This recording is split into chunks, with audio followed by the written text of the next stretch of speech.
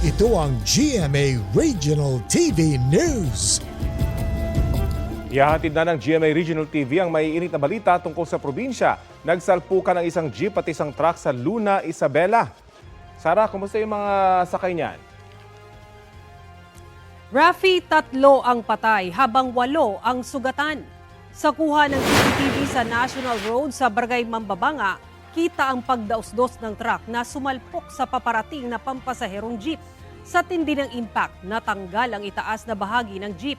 Tumilapon din ang mga pasahero nito. Wasak naman ang harapang bahagi ng truck.